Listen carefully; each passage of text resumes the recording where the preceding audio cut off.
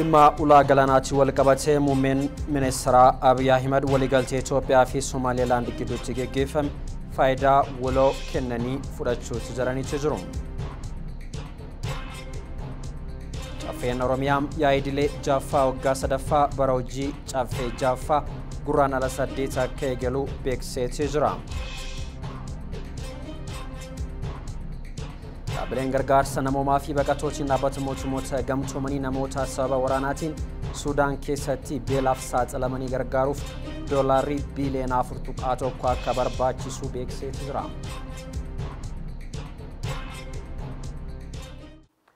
Batoo oduu Suudaan oduu kennaa galgala kanaaf qabannee jalqabnee jirra. Oduu faanaan abboomaa qaasootii amma xumuraatti nufaanataa kun waliif TVdha.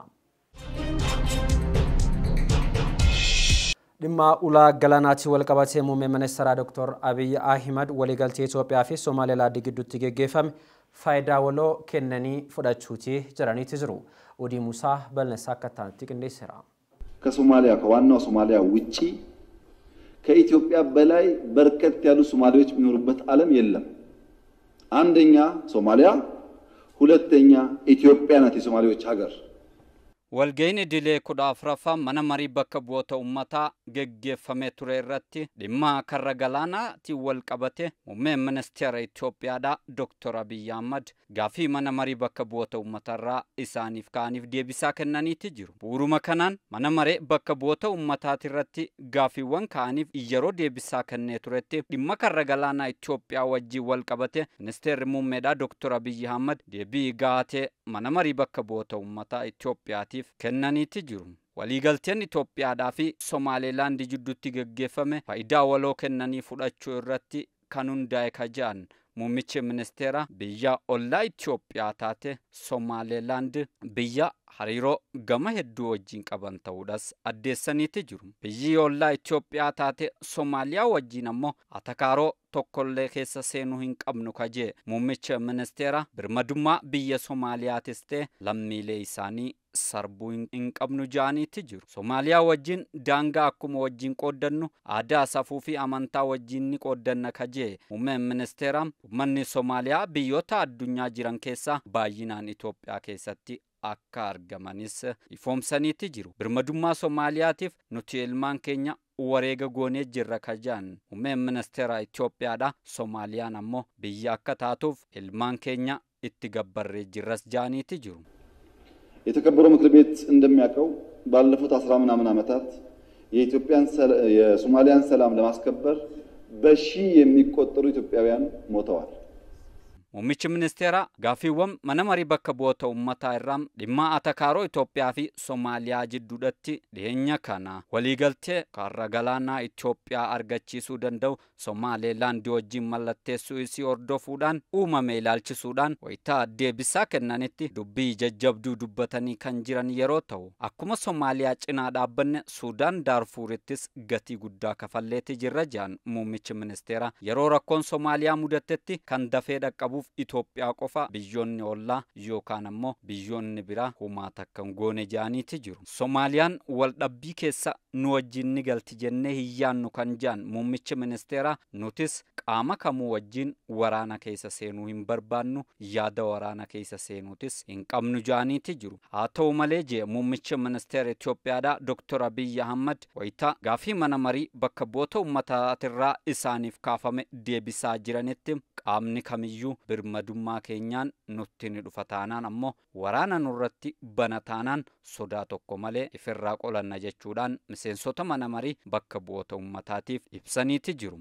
Biyyoota sadiis ta'an biyyoota 10 ta'an Itoophiyaan sadarkaa kamiinuu weeraruu hin danda'an kan jaan muummeen ministeera Itoophiyaadha. Itoophiyaan biyya guddoo uummata miliyoona 120 qabdu jechuudhaanis mana marii bakka bu'oota uummataa irratti dubbii kana gajjabeessanii dubbataniiti jiru. Waliigalteen Somaalilaand wajjin goone waliigaltee haaraa miti kajee muummichi ministeera akka addunyaatti waan jiruudha jee. Garuu akka addunyaan yeroo ammaan tanaa kana Itoophiyaa ittiin hubachaa jirtu anaafuu gaafiidha kan jaan Dr. Abiy Ahmad gara fuula duratti ammoo waan wajjiin ilaallu jechuudhaan mana marii bakka bu'oota uummataatiif ibsa bal'aa laataniiti jiru. Waliigalteen Somaalilaandiidhaaf mootummaa Somaaliyaa jidduudhattis akka uumamuuf Itoophiyaan fedhii guddaa qabdi kan jaan muummeen ministeera Itoophiyaadha Dr. Abiy Ahmad isaan lamaanuu yoo waliigalan jalqaba irratti biyyi gammaddu Itoophiyaa ta'uu ammoo eeraniiti jiru. Ji'a dabaree keessa gaafa ammajjii tokko bara warra faranjootaa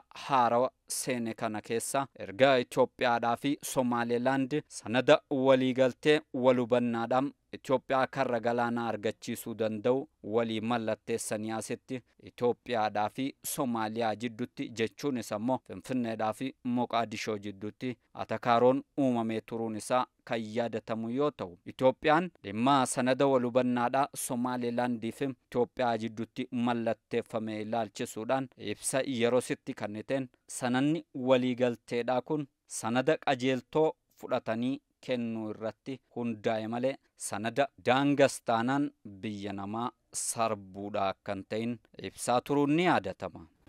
እኛ ሞቃዲሾ ገብተን መሞታችን ትክክል ከሆነ ሱዳን ዳርፉር ሄደን መሞታችን ትክክል ከሆነ ቀይ ባህር ላይ ሽብር ሲፈጠር ሄደን እንሙት ሲባል እንዴት ጥያቄ ይሆናል?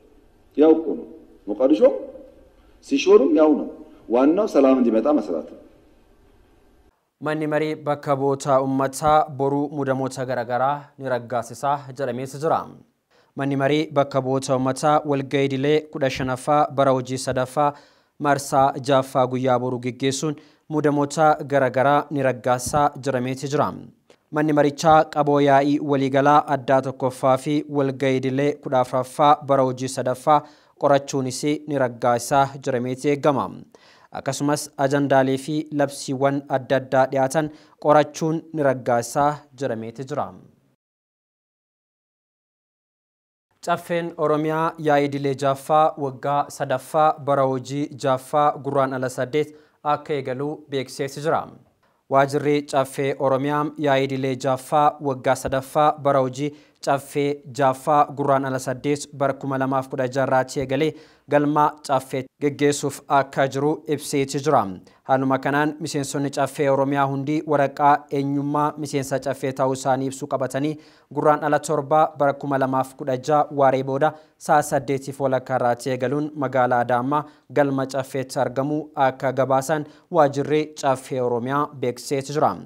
Addatti ammoo waajirri Caffichaa koksii dubartootaa gurraandhala 7 bara 2016 sa'a 2 walakkaa waan geggeeffamuuf dubartootiin miseensa Caffee ta'an hunduu gurraandhala 6 bara 2016 magaalaa Adaamaatti galanii akka bulan waamichaa taasiseetu jira.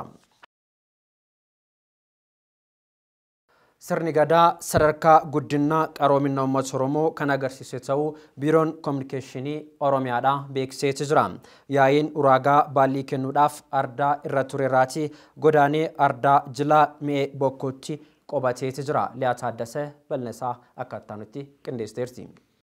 Sirni gadaa sadarkaa guddina qaroomina uummata Oromoo kan agarsiisudha. Uummattoonni addunyaa kanarra jiraatan sirna ittiin jiruuf jireenya isaanii geggeeffatan falaasamaa fi dhugeeffannoo adda addaa qabu. Uummanni Oromoos uummata dhugeeffannoo falaasama gabbataa fi sirna bulchiinsa ittiin jiruuf jireenya isaa geggeeffatu qabudha. Qaroomina addunyaa kanaaf gumaachuu qofa osoo hin taane saba guddaa jaarmiyaalee aadaa, duudhaa fi seenaa isaa ittiin tikfatu qabudha. Kana keessaa sirni gadaa adda durummaan ka'uu danda'a. Sirni gadaa sirna Oromoon ittiin haala waliigala siyaasaa, diinagdee fi hawaasummaa isaa akkasumas hariiroo uumaa fi uumama waliin qabu ittiin qajeelfatudha. Yeroo addunyaan waa'ee mirga dhala namaa hin beeknetti Oromoon mirgaaf dirqama akkasumas itti gaafatamummaa dhalli namaa qabu sirneessuu bira darbee hariiroo uumama waliin jiru sirnoomseedha.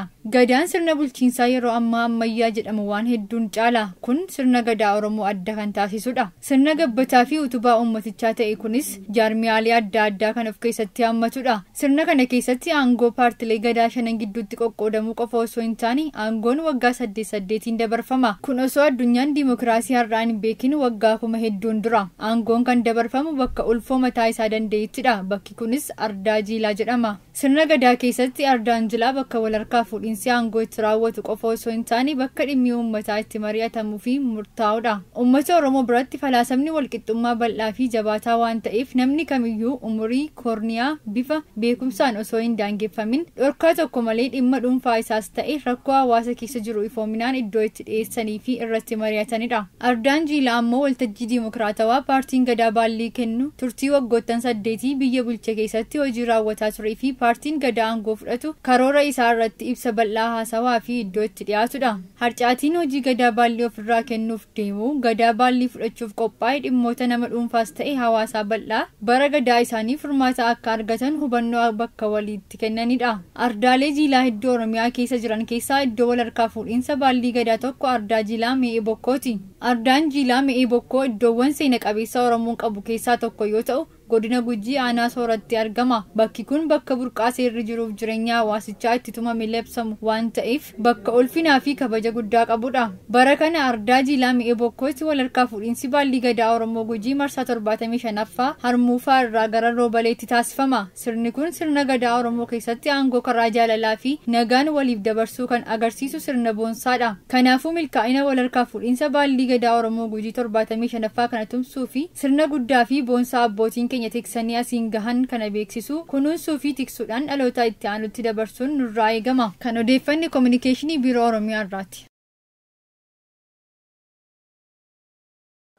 Yaa'iin hooggantoota Gamtaa Afrikaa 37ffaan ogeeyyii miidiyaalee 1,000 oliin uwwisni akka argatu ibsameeti jira.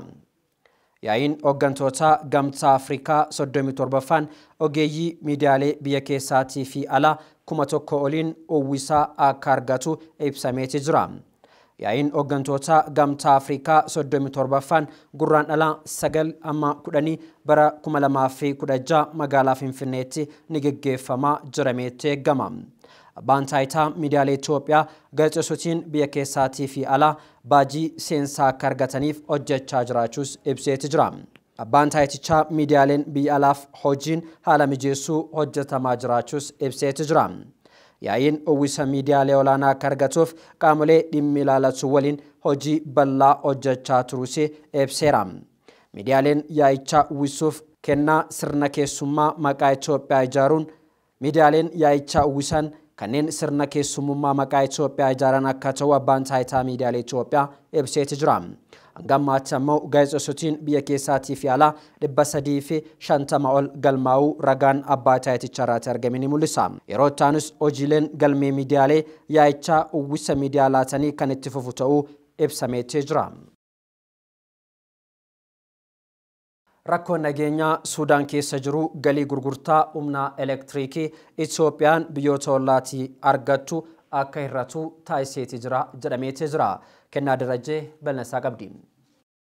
Rakkoo nageenyaa Sudaan keessa jiruun galiin gurgurtaa humna elektirikii Itoophiyaan biyyoota alaarraa argattu akka hir'atu taasisee jira. Itoophiyaan galiin gurgurtaa humna elektirikii biyyoota alaarraa argatte doolaara miliyoona 47.5 qofa akka ta'e beeksifte. Hir'ina galii kanaafis sababni tokko waraana Sudaan keessa jiruun wal qabatee galiin biyyattii irraa argamu hir'achuu ta'uu eerameera. Walakkaa bara baajataa kana keessatti gurgurtaa humna elektirikii biyya alaarraa doolaara miliyoona 66.2 argachuuf kan karoorfamee ture ta'us karooraan gadi dhibbantaa 72 argamu humna elektirikaa Itoophiyaatti hoogganaa gurgurtaa fi bulchiinsa galii kan ta'an Minilik Geetahuun himaniiru. Raawwiin humna elektirikii biyyoota ollaaf dhiyaatu sadarkaa karoorfameen kan hin milkoofne sababoonni garaagaraa jiraachuu kan ibsan hoogganichi biyyoota ollaa humna elektirikii ergamuuf keessaa tokko kan taate Sudaan rakkoo nageenyaa keessa jirtuun wal qabatee kaffaltii irraa eegamu sirnaan raawwachuu dhabuu ishee sababa tokko ta'uu kaasaniiru. Gama kanaan Sudaan humna elektirikii Itoophiyaa irraa argatteef kaffaltii kan hin raawwanne ta'uu fi doolaara miliyoona 70 akka irra jiru eeraniiru. Kana malees sadarkaa mootummaatti murtoon haga irratti laatamutti humni Sudaaniif dhiyaachaa ture walakkaan akka hir'atu taasifamus ibsameera. Addis Istaandard wabeeffanne.